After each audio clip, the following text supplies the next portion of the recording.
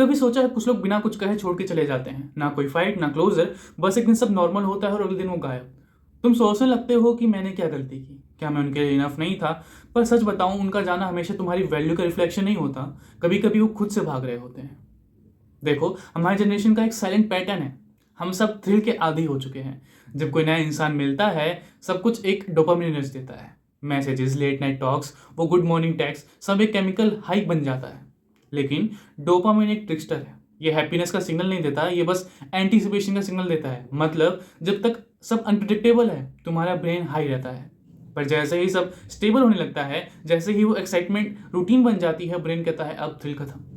अब वही लोग जिनके लिए एक्साइटमेंट ही लव होता है, वो पीस बर्दाश्त नहीं कर पाते। वो कंफ्यूज हो जाते हैं, शायद फीलिंग्स कम हो गई हैं, शायद कनेक्शन उतना स्ट्रांग नहीं रहा। पर असल में वो बोरिंग नहीं हो रहा होता, वो सेफ हो रहा होता है। लेकिन उनका ब्रेन पीस को बोर्डम समझता है। और यही सबसे बड़ी वजह है कि लोग बिना रीजन दिए दूर हो जाते हैं। उन्हें लगता है कनेक्शन गया, पर वो सिर्फ डोपामिन का क्रैश होता है। और कुछ लोग इमोशनली मैच्योर नहीं होते इतनी पीस को हैंडल करने के लिए। जब सब स्मूथ चल रहा होता है, वो ओवरथिंक करते हैं, ये इतना परफेक्ट क्यों है, कहीं मैं फिर से हर्ट ना हो जाऊं। ये उनके पास्ट वुंड्स होते हैं जो उन्हें पीस से भी इनसिक्योर बना देते हैं। तो वो खुद ही डिस्टेंस क्रिएट कर देते हैं, जैसे उनका माइंड को कहता हो दूर हो जाओ वरना हर्ट हो जाओगे। और कुछ केसेस में उनका अटैचमेंट पैटर्न ही प्रॉब्लम होता है।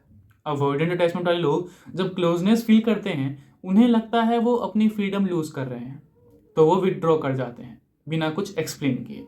और एंसियस अटैचमेंट वाले लोग जब इनसिक्योरिटी फील करते हैं, वो ओवरथिंक करते करते दूसरे इंसान को भी इमोशनली एग्जॉस्ट कर देते हैं। डिसऑर्गेनाइज अटैचमेंट वाले लोग दोनों एक्सट्रीम्स में उलझे रहते हैं। एक दिन उनको इंटेंस क्लोजनेस चाहिए होता है और अगले दिन वो डिसअपेयर हो जाते हैं। पर सबसे ब्रूचल सच क्या है पता है? कभी कभी वो इंसान तुम्हें छोड़ता नहीं, वो अपने ही डोपामाइन एडिक्शन और उन्हें समझ ना आने वाले इमोशन से भाग रहा होता है। उन्हें थ्रिल चाहिए होता है और जैसे ही पीस मिलती है, उनको उनका ब्रेन कहता है ये तो वो फीलिंग नहीं। और फिर वो किसी नए थ्रिल, नए पर्सन, नए डोपामिन हिट के पीछे चलते हैं। उन्हें लगता है उन्होंने कनेक्शन लूज कर दिया, पर असल में वो एक और केमिकल चेस के पीछे जा रहे होते हैं। इसीलिए कई लोग रिलेशनशिप में एक से दूसरे में जंप कर रहे होते हैं बिना हील किए।